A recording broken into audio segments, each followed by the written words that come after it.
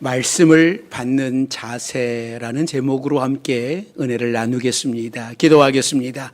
사랑과 은혜가 많으신 하나님, 오늘도 하나님의 잔치에 우리를 초청해 주시어서 참여케 하시니 감사드립니다.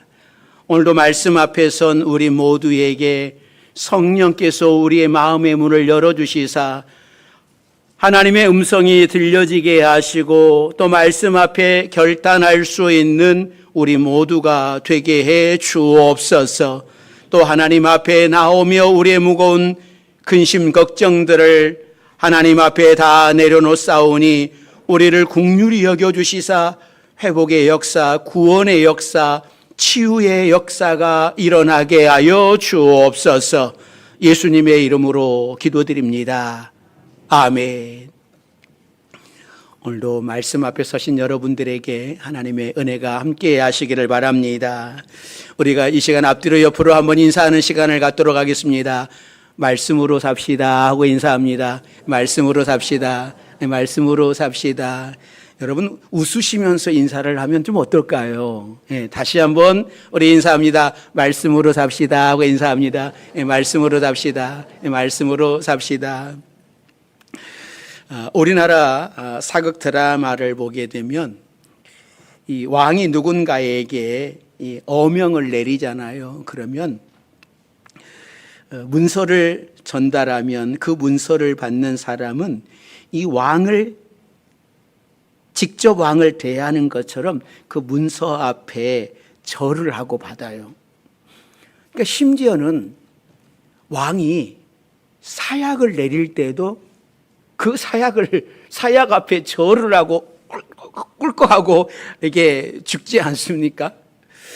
2018년도에 방영된 유명한 드라마 미스터 션샤인은 그 우리나라 개화기인 1900년대 전후 시대를 그리고 있었는데 이 왕이 미국 공사에게 내리는 어명을 이정문 대감이 들고 옵니다. 그러자 미국 영사관에서 통역을 맡고 있었던 관리가 이 두루마리로 된 어명에 절을 하고 문서를 받아들자 옆에 있었던 미국인들이 다들 한마디씩 했습니다. 뭐라고 이야기를 했냐면 늘 봐도 미개한 풍경이야. 아니 서류 위에 절을 하다니. 아니 심지어 조선인들은 전화기에도 절을 하고 받는다니까 하면서 이 조롱하는 듯한 이야기를 합니다. 그런데요, 솔직히 문서 하나라도 임금이 내린 것이면 임금을 직접 대하는 것과 똑같이 예를 갖춘다라고 하는 것은 대단한 의미가 있는 겁니다. 우리가 성경을 대할 때도 마찬가지입니다. 성경은 그저 문서이고 종이에 인쇄된 글자뿐이라고 생각을 하는 사람은 성경을 세상의 책과 똑같이 대할 수도 있습니다. 그러나 우리는 성경을 대할 때 하나님을 보는 것처럼 대해야 돼요. 글자 하나하나가 하나님의 말씀인 것을 믿는 겁니다. 우리 성도들이 말씀을 대할 때에 이런 자세로 하나님의 말씀을 대하시는 여러분들이 되시기를 바랍니다. 오늘 본문에서 데살로니가 교회가 하나님의 말씀을 그렇게 받았다라고 기록을 하고 있습니다.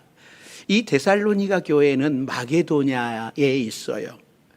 그러니까 사도행전 16장서부터 이 마게도냐 전도가 시작이 됩니다. 사도 바울이 2차 선교 여행을 시작을 하면서 유럽으로 건너가서 먼저 빌립보에 들어갑니다. 사도 바울은 빌립보에서 복음을 전하다가 옷이 찢기고 벗겨지고 매를 맞고 감옥에 갇혀서 찬송을 하고 있을 때에 갑자기 지진이 나서 감옥 문이 열려서 사도 바울이 감옥에서 나올 수 있었습니다. 이 빌립보에서 그렇게 큰 고난을 받고 옮겨간 곳이 제일 가까운 도시였던 데살로니가입니다. 이 데살로니가는 그 당시 이 마게도냐의 수도이기도 해요.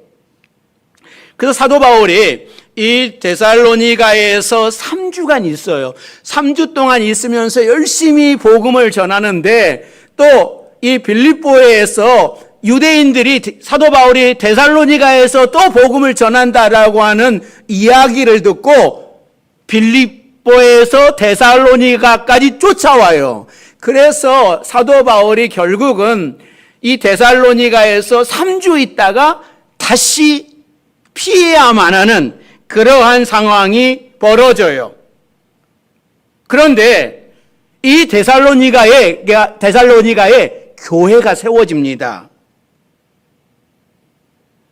그러니까 사도 바울은 계속해서 유대인들이 박해를 하니까 전도하던 것을 떠날 수밖에 없었어요.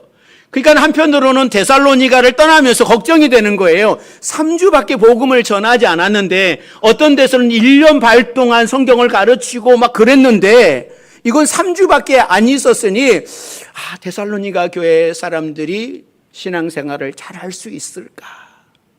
그런데 사도 바울의 귀에 들려오는 소문이 어떤 소문이었냐면 데살로니가에 교회가 세워졌고 데살로니가 교회 성도들이 신앙생활을 아주 잘하고 있다라고 하는 소식을 듣고 기쁨으로 오늘 데살로니가 전서 편지를 써서 데살로니가로 보내는 거예요. 그러니까 오늘 본문은 특별히 데살로니가 사람들이 하나님의 말씀을 어떻게 받았는지를 칭찬하는 내용이에요. 우리는 지금 말씀으로 사는 사람이라고 하는 주제로 9월 특별 새벽 집회를 갖고 있습니다. 그러니까 말씀으로 살기 위해서는 말씀을 대할 때에 어떤 자세로 대하는지가 정말 중요한 겁니다. 자, 본문 13절 말씀입니다. 13절 같이 읽습니다. 이러므로 우리가 하나님께 끊임없이 감사함은 너희가 우리에게 들은 바 하나님의 말씀을 받을 때에 사람의 말로 받지 아니하고 하나님의 말씀으로 받음이니 진실로 그러하도다. 이 말씀이 또한 너희 믿는 자 가운데서 역사하느니라. 할렐루야. 그러니까 데살로니가 교회 성도들이 말씀을 어떻게 받았는가? 첫째는 이 하나님의 말씀을 받는 자세는 사람의 말로 받지 않았다라고 하는 거예요. 사람의 말로 받지 않았다. 이 제목을 정해놓고 뭔가 이상한 생각이 듭니다. 그러니까 전체 제목은 하나님의 말씀을 받는 자세잖아요. 그런데 하나님의 말씀을 하나님의 말씀대로 받지 않고 사람의 말로 받는 사람이 있다라고 하는 것이죠. 우리 파주명성교회 여러분들은 이 하나님의 말씀을 하나님의 말씀으로 받으십니까? 사람의 말로 받습니까? 여기에 가장 큰 예를 하나 들어보면 우리가 일제시대에 일본 순사들이 있었습니다. 그들은 신사참배를 거부하는 목사님들이 있는 교회에 가서 설교를 할 때에 조금이라도 일본에 반대하는 말을 하면 잡아갔습니다. 그러니 목사님들이 일본 순사를 무서워하면 말씀을 제대로 전할 수 없었겠지요. 하나님을 모르는 이들이 생각하기에 강단에서 선포되는 말씀은 하나님의 말씀이 아니라 목사님 개인 강의 정도로 생각하게 되는 거죠. 만일 그들이 강단에서 선포되는 말씀을 하나님의 말씀으로 받아들였다면 그들은 거기에 엎드려서 하나님께 경배했을 겁니다. 회개했을 겁니다. 그러나 하나님의 말씀이 아니라 목사님 개인의 강의 정도로 여겼기 때문에 신사는 우상이다라고 하는 이런 말을 하게 되면 잡아가 버렸어요. 일본에 대항하는 대역 죄인이라고 해서 끌고 가버렸습니다. 감옥에 가둘 수밖에 없었습니다. 그래서 일본을 무서워하지 않는 목사님들은 담대하게 신사 참배는 우상 숭배다라고 외치다가 순교하셨지요. 일제시대만 그러겠습니까? 지금도 그렇습니다. 일제시대에는 순사들이 교회에 찾아와서 들어야지만 꼬투리를 잡을 수 있었었는데 지금은 인터넷이 발달되어서 대부분의 교회들이 인터넷으로 목사님 설교를 방송하고 있습니다. 우리 교회도 지금 실시간으로 방송이 나가고 있습니다. 그래서 이 목사님이 강단에서 좀 이상한 말씀을 하시면 그 뉴스가 금세 이슈가 되지요. 그런데 이 모든 것들은 모두 강단에서 선포되는 말씀을 하나님의 말씀으로 받지 않고 사람의 말로 받기 때문에 그렇습니다.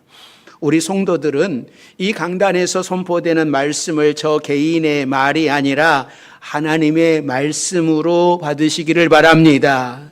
그럴 때에 자신의 영혼이 살아나는 거예요. 그러니까 목사님의 설교를 목사님 개인의 말로 받으면 큰일 나는 거예요. 여러분의 영혼이 성장하지 못하고 괜히 꼬투리를 잡으려고 하다가 상처를 받고 떠나게 되는 겁니다. 저는 목회를 하면서 어떤 목회의 철학이 있지요. 어떤 목회를 할 것인가 이런 것들을 세워놓고 저는 목회를 하고 있습니다. 또 설교를 할 때에도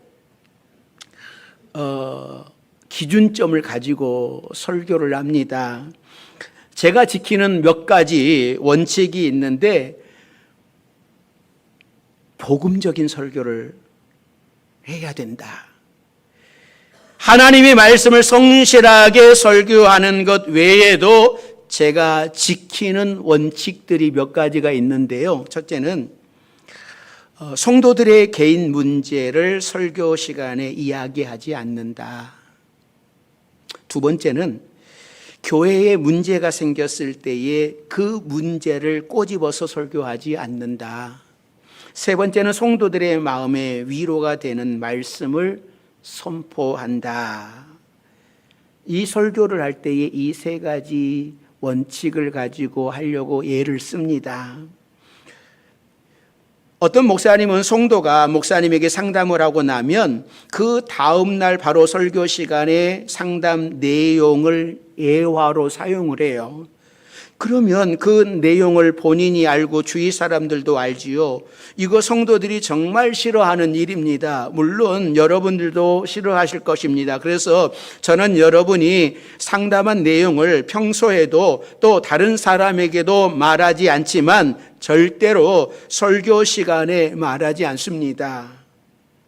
만일 어제 상담을 했는데 내가 목사님에게 이야기한 비슷한 내용이 설교 시간에 나왔다고 생각이 된다면 그것은 여러분에게 주시는 하나님의 위로의 말씀으로 받으십시오. 저는 그분 한 개인에게만 위로의 말씀을 전하려고 설교 준비하지 않습니다. 이게 제 원칙이에요. 그분 개인에게 주는 위로는 1대1로 만났을 때 드리는 거예요. 전체 설교 시간에 하지 않습니다. 또 교회에 어떤 문제가 생겼을 때에 그 문제를 꼬집어서 설교 시간에 이야기하지 않으려고 합니다. 어떤 교회에서 한 집사님이 말로 다른 사람에게 상처를 주어서 교회에 큰 문제가 되었습니다. 그런데 그 다음 주에 목사님 설교 제목이 뭐였겠습니까? 말에 관한 것이었습니다. 그러면 여러분 성도들이 어떻게 생각을 할까요? 야, 저 말씀은 저 집사님 누구누구 집사님 때문에 준비한 말씀이구나. 그 집사님 들으라고 하시는 말씀이구나. 여러분 성도들 대부분이 그렇게 생각하지 않겠습니까? 그러면 그날 말씀은 나와 아무런 상관이 없는 거예요. 상관없는 말씀이 되어버리고 마는 겁니다. 교회에 문제가 생겼을 때에 오히려 평화에 대한 말씀, 예수님이 우리를 얼마나 사랑하시는지 그 크신 사랑에 대한 말씀을 전하려고 합니다. 먼저 주님의 사랑을 깨달아야만 다른 문제도 해결되기 때문이죠. 그리고 저는 설교 시간에 될 수 있는 대로 위로의 말씀을 선포하려고 노력을 합니다. 죄를 꾸짖고 회개를 촉구하는 말씀도 중요하고 또 신앙생활 제대로 하라고 하는 말씀도 중요한데 이런 주제로도 말씀을 전해야겠지만 대부분의 설교는 위로의 내용입니다. 세상에서 상처받고 힘든 영혼들이 교회에 와서 위로받고 평안을 얻을 수 있기를 바라는 마음 때문이죠. 그래서 본문을 정할 때에도 이런 특세 같은 경우에는 본문이 다르지만 주일 낮 설교나 새벽 설교나 수요 저녁 설교나 주일 저녁 설교나 여러분 책으로 가지 않습니까? 마태복음을 쫙 가든지 창세기를 쫙 가든지 레위기를 쫙 가든지 여러분 그렇게 가면 어떤 개인 한 사람을 위해서 준비할 수가 없는 것이죠. 왜냐하면 그런 원칙을 깨버리면 그렇게 이야기할 수도 있잖아요. 우리 파주 명성교회 여러분들이 저의 이런 마음을 알아주셔서 설교를 사람의 말로 받지 말고 내게 주시는 하나님의 말씀으로 들을 수 있는 여러분들이 되시기를 바랍니다. 데살로니가 교회 성도들은 사도 바울을 통하여서 들려지는 말씀을 사도 바울의 어떤 개인적인 것으로 받지 아니하고 하나님의 말씀으로 받았다라고 오늘 본문은 우리에게 말씀을 하죠.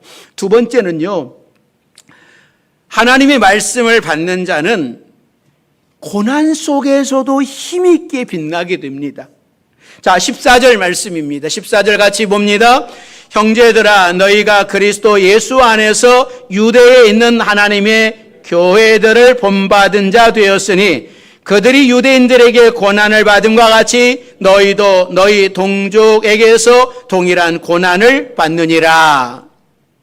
그러니까 데살로니가 교회는 이렇게 하나님의 말씀을 받았음에도 고난이 왔어요.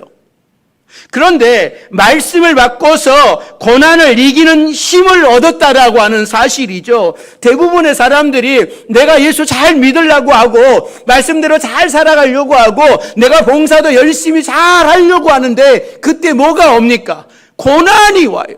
그 고난이 올 때에 대부분의 사람들이 하나님, 왜 내가 말씀대로 살아가려고 하는데 내가 믿음으로 살아가려고 하는데 왜 나에게 이런 어려움을 주십니까? 이렇게 반문하는 것이 우리 모두의 삶이잖아요. 그러니까 데살로니가 교회는 고난을 이겨내는 교회였어요. 하나님이 택한 사람에게 복음과 생명이 제대로 들어가 있으면 고난이 올수록 빛이 나는 거지요. 신앙생활이 평탄했으면 신앙의 성장 속도가 더딜 수 있는데 고난이 오히려 그들을 단련하고 연단해서 그 짧은 시간에 온전한 신앙으로 다듬는 것을 보게 된 겁니다. 고난 앞에서 흔들리고 물러서는 것은 연약하다라고 하는 증거고 기초가 약하고 복음이 희미한 증거입니다. 복음과 생명이 제대로 들어가고 성령께서 붙들고 있는 사람은 고난이 와도 절대로 무너지는 법이 없습니다. 사람 때문에 흔들리지 않습니다. 오히려 신앙이 성숙해지고 강해져서 더 뜨겁게 주님을 사랑할 수 있습니다. 우리가 신앙생활을 하다가 좀 열심히 해보려고 하면 고난과 핍박이 오는데 왜 고난과 핍박이 올까요? 그것은 변했기 때문이에요. 이전과 똑같이 살면 사람들이 나를 핍박할 이유가 없습니다. 그런데 교회 다니면서 뭐가 달라지니까 주변에서 수군거리기도 하고 가족들이 반대하기도 하고 그냥 뭐라고요? 쉽게 해, 대충 해, 라고 이야기를 하는 거예요. 이전에 그들과 똑같이 살았는데 이제는 좀 더 거룩하게 살아보려고 노력을 하니까 반대가 오고 고난이 오는 겁니다. 데살로니가 교회의 성들도 마찬가지였어요. 그 전에 살던 삶의 방식을 버리고 사도 바울이 전하여 준 그 말씀대로 살려고 하니까, 예수님이 나를 위해서 십자가에서 죽어주신 그 사랑에 힘입어서 거룩한 삶을 살려고 노력을 하니까 주변에 있는 사람들이 감당이 안 되는 거예요. 그래서 왜 너만 그렇게 살아? 라고 하면서 핍박을 하는 거예요. 우리가 지금 말씀으로 사는 사람이라고 하는 주제로 9월 특별새벽 집회를 하고 있습니다. 올 화수 이제 3일밖에는 남지 않았습니다. 이 말씀으로 산다라고 하는 것은 변화된 삶이에요. 성경에서 무엇을 금하고 있는지, 무엇을 강조하고 있는지 그대로 살아내는 삶입니다. 그렇게 살다 보면 주변에서 핍박이 들어오고 고난을 당하게 됩니다. 그래서 고난은 특별한 것이나 잘못된 것이 아닙니다. 고난은 당연한 겁니다. 예수님을 믿음으로 말미암아 고난받는 것은 복이에요. 너희가 내 이름으로 환난을 받으면 기뻐하라 라고 주님이 말씀을 합니다. 고난은 잘못된 것이 아니라 우리가 올바른 신앙생활을 하고 있다라고 하는 증거이기 때문에 그렇습니다. 이전에 내 삶은 흑암 가운데 있었었는데 죄와 육신의 욕심 가운데 있었습니다. 사탄의 권세, 죽음의 권세 아래에 있다가 예수님 안에 있는 빛 가운데로 들어왔습니다. 이렇게 삶이 질적으로 바뀔 때에 단련과 연단은 반드시 와요. 당연히 변화에 따른 진통이 있습니다. 데살로니가 교회가 자기 동족, 자기 가족, 형제들에게 비난을 받고 있을 때에 사도 바울은 유대에 있는 하나님의 교회도 유대인들에게 동일한 고난을 받았다라고 알려주지 않습니까? 뿐만 아니라 예수님도 동족 유대인들에게 고난을 받았음을 언급을 합니다. 예수님은 십자가에 못 박혀 죽음을 당하기까지 처절한 고난을 받았습니다. 여러분, 핍박이 우리 신앙과 삶에 필수적이라고 하는 사실을 가르쳐 주신 분이 누구입니까? 예수님입니다.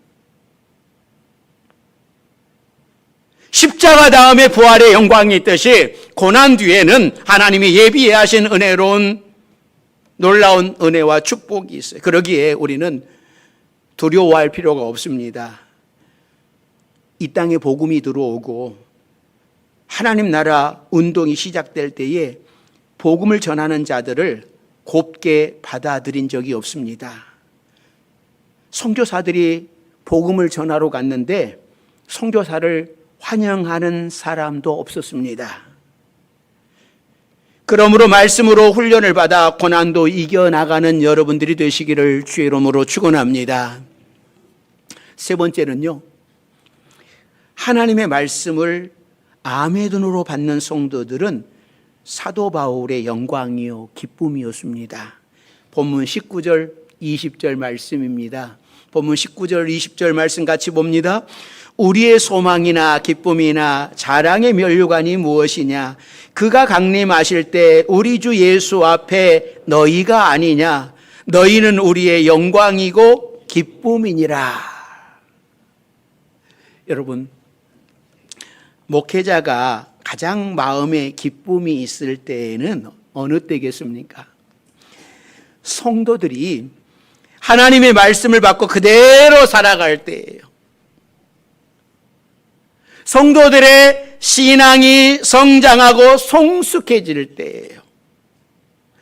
그러니까 사도 바울도 이것을 가리켜서 하나님의 말씀으로 변화되는 데살로니가 교인들을 향하여서 주님이 재림하실 때에 너희는 우리의 영광이요 기쁨이다라고 말을 합니다. 너희는 우리의 소망이요 기쁨이요 자랑이요 면류관이라고 고백을 하고 있는 거예요. 제가 이 말씀을 묵상하면서 어떤 생각이 들었냐면, 제가 주님 앞에 섰어요. 주님 앞에 섰는데 주님이 나한테 뭐라고 말씀을 하실까? 너 뭐 하다 왔니? 저 파주 명성교회에 개척을 해가지고요, 담임하고요, 교회 성도들이 이렇게 성장하고요, 이런 이야기하면 우리 주님이 잘했다고 박수를 쳐주실까? 아닐 것 같아요. 주님의 관심은 교회가 크냐 안 크냐 이거 관심이 없고요, 하나님의 말씀을 잘 전달해가지고 성숙한 그리스도인이 되었느냐 안 되었느냐라고 이거 가지고 평가하실 것 같아요. 여러분, 하나님 앞에 여러분이 섰어요. 그래서 너 뭐 하다 왔냐? 그랬더니 나 사업을 하다가 왔어요. 주님, 교회 직분도 받았고요, 그거 가지고 제가 아파트도 큰 집에서 살았고요, 차도 좋은 차 타고 다녔고요, 그랬어요. 그러니까 주님이 잘했다라고 여러분 박수 치실 것 같아요. 우리 주님의 관심은 여러분이 부자로 살았느냐, 아파트 넓은 집에서 뭐 이름 있는 집에서 살았느냐, 그거 하나도 관심 없어요. 하나님의 관심은 여러분에게 맡겨준 자녀들을 말씀으로 잘 양육해가지고 그 자녀들이 신앙생활을 잘하고 하나님 나라에 선한 영향력을 끼치고 살아가느냐, 그거에 관심이 있지, 여러분들이 뭐 사업이 잘 됐느냐, 돈을 많이 벌었느냐, 그거 관심 없어요. 세상은 이거에 관심이 있죠.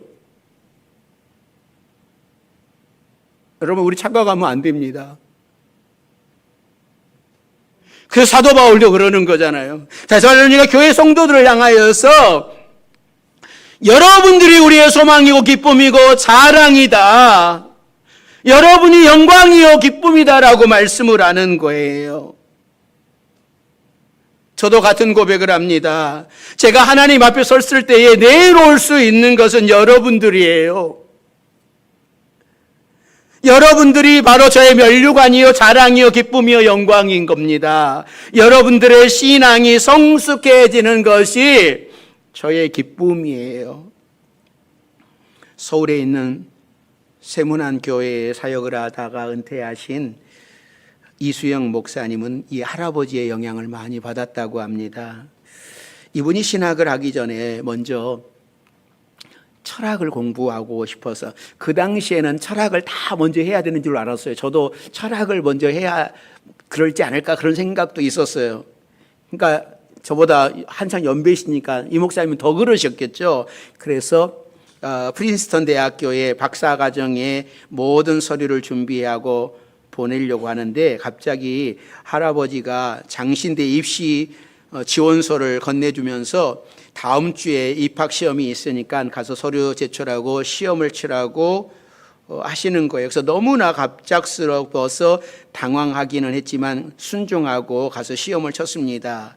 합격을 하기는 했는데 시험 과목 중에 성경 시험이 과락이 되어서 입학 후 1년 내에 성경고사에 합격해야 2학년에 진급할 수 있는 조건이 붙었습니다. 지금까지 시험에서 떨어져 본 적이 없는데 무척 자존심이 상했답니다. 더군다나 목사가 될 사람이 다른 과목도 아닌 성경 과목에서 떨어졌다라고 하는 사실이 부끄럽기 짝이 없었어요. 이 상처 입은 자존심을 회복하기 위해서 어디 한 판 붙어보자라고 하는 심정으로 성경과 씨름하기 시작을 했습니다. 그런데 그렇게 씨름하면서 성경을 읽기 시작하면서 씨름에서 이기기는커녕 산산이 부서지는 참패를 당했답니다. 하나님 안에서 자신이 바라던 헛된 자아가 다 깨져버리고 하나님이 원하시는 새로운 자아를 발견하고 완전히 변화되었습니다. 그 전까지의 좌우명은 온 세상의 철학을 내 안에, 나의 사상을 온 세상에 이라고 하는 당찬 좌우명을 갖고 있었었는데, 성경을 읽다가 깨지고 나서, 산산이 깨지고 나서 하나님의 말씀을 내 안에, 하나님의 말씀을 세상에라고 바뀌었고, 한평생 말씀을 전하며 목회 사역을 하다가 은퇴를 하셨어요. 사랑하는 성도 여러분, 우리가 말씀에 푹 빠져서 믿음이 성숙해지고 자랄 때에 가장 기뻐하시는 분이 누구일까요? 바로 우리 주님입니다. 내가 너를 위하여 십자가를 견뎠더니 이렇게 새 생명을 얻고 네가 성숙해졌구나. 우리 주님이 감격해 하십니다. 우리 파주 명성교회 성도들이 우리 주님께 이런 감격을 드릴 수 있는 성도들이 되시기를 바랍니다. 말씀으로 성숙해지고, 기도로 거룩해지고, 찬양으로 영광 돌리면서 하나님의 기쁨이요, 자랑이요, 면류관이 되는 여러분들이 다 되시기를 주의 이름으로 축원합니다. 기도하겠습니다. 사랑과 은혜가 많으신 하나님, 데살로니가 교회 성도들은 사도 바울이 하나님의 말씀을 전할 때에 사람의 말로 받지 아니하고 하나님의 말씀으로 받았습니다. 우리 파주 명성교회 모든 성도들도 하나님의 말씀을 대할 때에 사람의 말로 받지 않고 하나님의 말씀으로 받을 수 있도록 도와주옵소서. 말씀으로 살아가게 하시고, 말씀을 의지하여 살아가게 하시고, 말씀으로 승리하는 우리 모든 성도들 되게 하여 주옵소서. 예수님의 이름으로 기도드립니다. 아멘.